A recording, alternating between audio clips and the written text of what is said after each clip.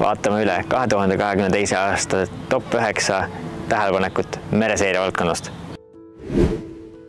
Merevee pinnakiis mikroprügi hulk aastatega langeb, põhjasetes aga suureneb. Mereprügi teke ja kogused on otseselt seotud inimtegevusega.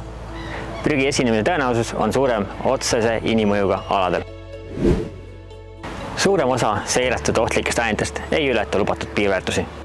Mereohtlike ainete seire käigus jälgitakse veekeskkonna seisukohast ohtlike ainete sisaldusi.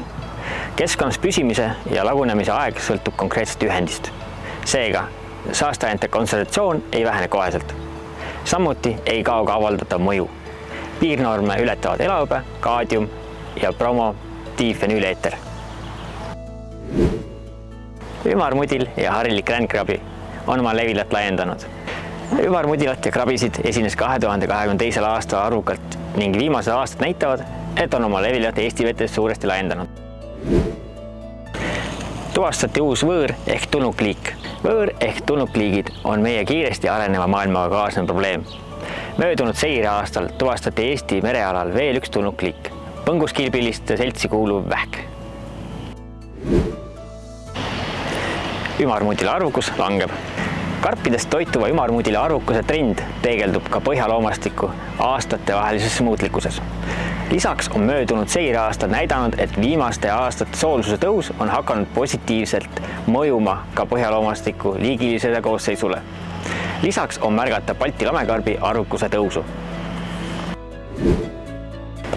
Põhisadru ohtrus väheneb. Peaaegu kõikidel 2022. aasta seirealadel märgati põhisadru ohtruse vähenemist. Põhjusi peab välja selgitama edasine seire, kinnitamaks, kas tegemist on merepõhja mosaiiksusest tingitud erisusega, aastatevahelise loodusliku varieeruvusega või püsiva muutusega. Toitainete sisaldus on langustrendis. Merevee üldfosfori sisaldus Soome lahe rannikumere püsiseire veekogumites ja üldlämmastiku sisaldus Pärnu lahes on viimastel aastatel langustrendis.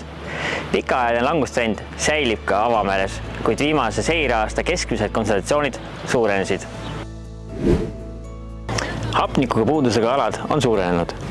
Aastatel 2016 kuni 2022 on eluta piirkond Soome lahe ja Läänemere ida- ning keskosas hüvikutes pindaliselt suurem kui eelmisel sajandil 70. ja 80. aastal. Merevee soolsus ja temperatuur olid pikaajalisest keskmisest kõrgemad.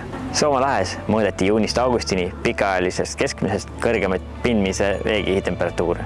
Ka merevee soolsus oli 2022. aastal kõigis püsiseire veekogumites pikaajalisest keskmisest kõrgem.